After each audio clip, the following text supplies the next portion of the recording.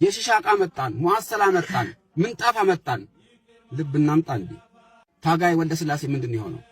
እኔ ለዚች ሀገር ባረቅ ይቅማለሁ ብሎ ድፍት ያለው ማንን አይቶ? ጋሽ ስብሃትን አይቶ። ጋሽ ስብሃት አንዴ ለየለት ሰው ነው፣ አንዴ ትኩሳት ይላል። አልሆነም። ሞከር አልሆነም። በቃሲም ሞተረኛ አማካይነት ይመጣላችኋል። የምዕራብ የመን መንግስት በናለገና ሶሻሊስት ነኝ በሚል ተልካሻ ምክንያት በነፃ ይሄንን ሜንትና ካጠጧቸው በኋላ አንጎልፋቶ ይሆናሉ። አይደለም ለጠላት ጦር ለሚስቶቻቸው ራሱ የማይችሉ ናቸው ማለት ነው። ዞሮ አንዱ እንኳን ሲጨርስ አላየንም። ይሄ ነው ነው ሐቆቻችሁን ሳትጥብ የሀገሪቱ ሐቅ እንዳለው ነው። የሚስቶቻችሁን ትታችሁ የት ትሄዳላችሁ? የኮንትሮባንድ ይቅርታ ቃሉን በመጠቀም የኮንትሮባንድ ሸሌጋ ይሄ ነው። ሚስት አያስፈልጋትም ወይ? በዛና በዚህ በኮሚቴ እናጽድቅ፣ ወይም ደግሞ ለጊዜው ከቤት ጠባቂ እናጋባቸው። ከዛ ደግሞ ጀግና ይወለድ። በላይ ዘለቀ አያስፈልገንም ወይ? አበባ አረጋ አባገስጥ አያስፈልገንም ወይ? እስከ መቼ ነው እኛ በበለጭና በገለምሶ የሚገርም ጀዝባን ያወጣ ነው? ጓዶች ከጦር ኃይሎች ጀምሮ ጀነራል መርድ የመጀመሪያው ፓይለት ጀብ ነው አይደለም ወይ? ሶማሊያን ጉድ ያደረጋት ልከሰከስ አይደለም። አንድ ቡሪ ነፍቼ እመጣለሁ ባለበት አይደል እንደ ለገሰው ወትሮ እዛው ቁጭ ባሉበት አስቀመው አንድ ነገር አደረጉት። ሽርጣቸውን ይዘው ይፈጠጥታል። እሱ ደግሞ ስሪውን ይዘው ባንዲራችንን ተክለው ነው እዛው አንድ ቤት እንደጨረሱ ሂክማል የምትባል ቆንጆ መጣች። ያኔ ነው ጉድ የሆነው። አሁን ጀነራል መርድ ለገሰው ወትሮ ከሂክማ ሁለት ልጅ እንዳለው ታውቃለህ? መንታ ነው የወለደችው። ምን ትባላለች እሷ? የዚህ አድባሬ ጦርነት ነው ወይ የልጆቹ ስም? የካራ መራ ሰማታት ነው ወይ የልጆቹ ስም? አይረዝምም ወይ? ይሄ አማርኛ ነው ወይ? ሶማሊኛ ነው ወይ? ሰላ ድንጋይ ምንድነው? ውሃ ነው ወይ? ድንጋይ ነው ወይ? መቃመ ቤት ነው ወይ? ደንብ ነው ወይ? አልገባንም። ሰውም ሊሚት አለው ጓዶች። ትላንት ቃጢራ የጀመረን በመውሊድ አማካኝነት በኢዲ ነበርን። አይበቃም ብለው አልከሰ ወሰዱን። አይበቃም ብለው አብሬት ወሰዱን። ሰውም ሊሚት አለው ጓዶች። ከዚህ በላይ ለመቃም አልችልም። ከፍተኛ አርሚን የገነባ ነው ጓዶች። ከፍተኛ አሽቅ ከየመን ሞባይሉን እናንተም ኔትወርኩን ከዘረጋ በኋላ እስከ ወለኔ መሃላምባ ድረስ የሚመረቅ መርቃይ ነው የተገኘው። በቴሌፓቲ የሚያወራ ይሄን የመሰለ ጀግና ኤርገኖ ተቀያይሮ ሲያበቃ ይሄ ኤርገኖ ያንተ ነው፣ ግራው የኔ ነው፣ ተርዚናውን አስቀምጦ ይገባል። የኔ ተርዚና ትልቅ ነው የሚወሰድበት አገር ነው የሆነው። ይሄ ነው እንደ ጀግንነት።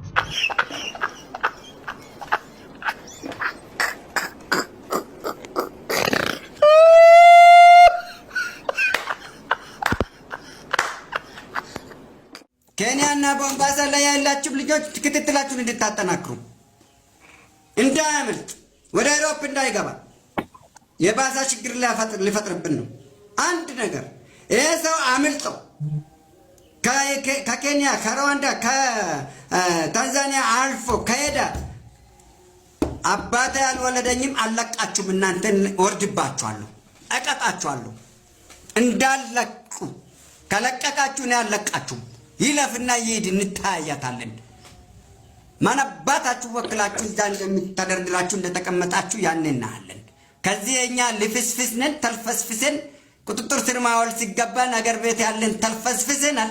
ህግን በመጠበቅ እናንተ በዲፕሎማሲ ተጠቅማችሁ በአፋጣኝ ሶሎሎ ውስጥ አለን የምትሉት ይህን ሰው ካሳለፋችሁት አባቴ አይምራኝም፣ አልምራችሁ። እንወለድ በብልጠት ብዙ ከናንተ ስለማናንስ ማለት ነው። ብልጽግና እንጭጭ ተቋም ነው። ብዙ ሌባ ያለበት መንግስት ነው። እጁ በደምም በገንዘብም የቆሸሸ ስብስብ ነው። ኦርቶዶክስ ቸርች በኢትዮጵያ ውስጥ አንድ ብትሆን እሷን አቃጥሎ በቃ አለቀች ቢባል ችግር የለው። መስጊድ አንድ ቢሆንና እሷን አቃጥሎ የሚጠፋ ቢሆን ችግር የለው። እንደምታዩት ነው ነገሩ። አንድ ሲቃጠል 10 ይሰራል። አንዳንዶች ሰፈራችሁ ውስጥ ሰው ሲደባደብ፣ ሰፈራችሁ ውስጥ አንድ ጎጆ ሲቃጠል ጠቅላይ ሚኒስትሩ ምን እያደረገ ነው ትላላችሁ። ጠቅላይ ሚኒስትሩ የእናንተ ሰፈር ሚሊሻ አይደለም።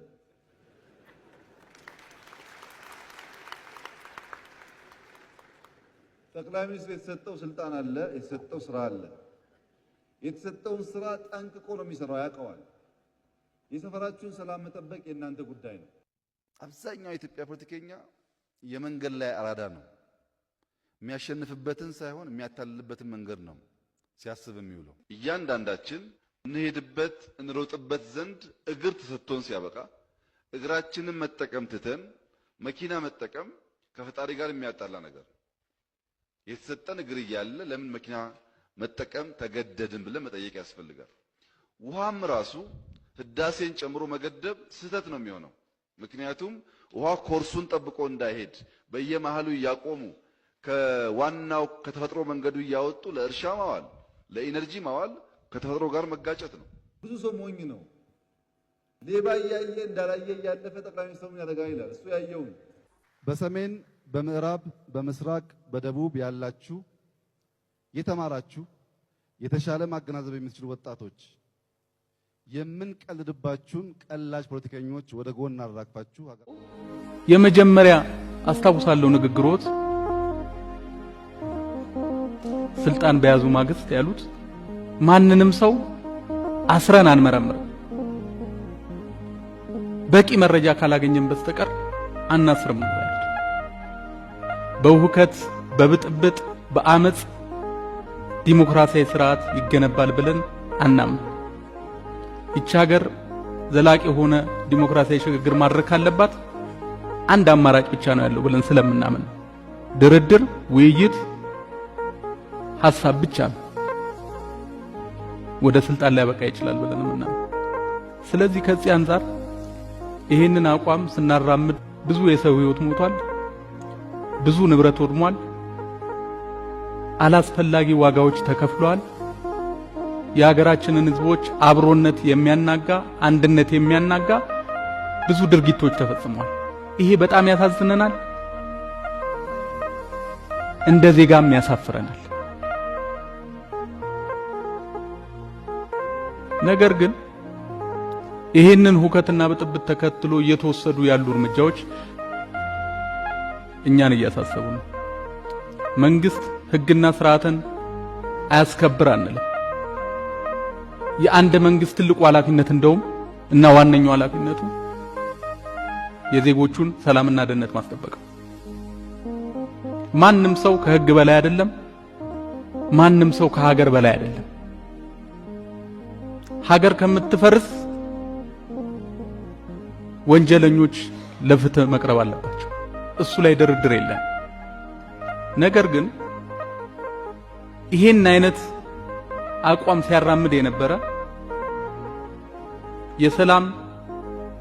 የሰላማዊ ትግል ለሰላማዊ ትግል ሲል ዋጋ ሲከፍል የነበረ ፓርቲ አደራጅተሃል ተብሎ ያለምንም ተጨባጭ መረጃ የፓርቲን አመራር ማሰር ፍጹም ተገቢ ነው ብለን አናምንም።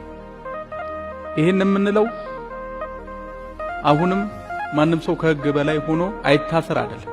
ለምሳሌ እኔ አብይን ከምኒልክ ጋር ማወዳደር ራሱ ምኒልክን መስደብ ነው የሚሆንበት። ምኒልክ ሂስቶሪካሊ ራሳቸው ቦታ ሊኖራቸው ይችላል። ቢያንስ ግን እንደ አብይ አይነት ቀላማጅ አልነበሩም።